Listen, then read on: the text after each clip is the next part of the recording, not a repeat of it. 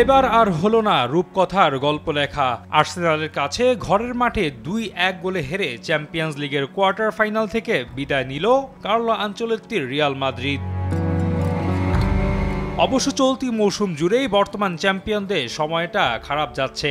যেখানে গত মৌসুমে দলটি হেরেছিল মাত্র ২টি ম্যাচ, সেখানে চলতি মৌসুমে সব প্রতিযোগিতা মিলে ১২টি ম্যাচ হেরেছে আনচেলত্তির শিষ্যরা।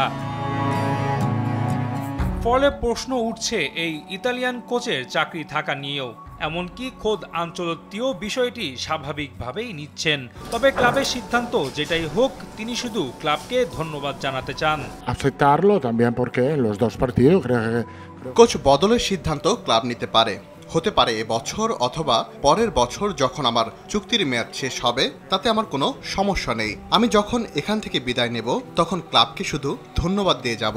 এটা আগামীকাল হতে পারে, 10 দিনের মধ্যে, 1 মাস পরে বা 1 বছর পরে, কিন্তু আমি শুধু ক্লাবকে ধন্যবাদ জানাবো।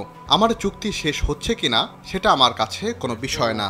L'Arsenal ha defendido muy bien, hemos encontrado dificultad. 2021 সালে দ্বিতীয়বারের মতো রিয়াল মাদ্রিদের দায়িত্ব নেন কার্লো আনচেলত্তি। এরপর তার অধীনে দুবার চ্যাম্পিয়ন্স লিগের জয়ের স্বাদ পায় অল হোয়াইটরা। তবে এবার বুঝি ফুরোতে যাচ্ছে তার মাদ্রিদ অধ্যায়।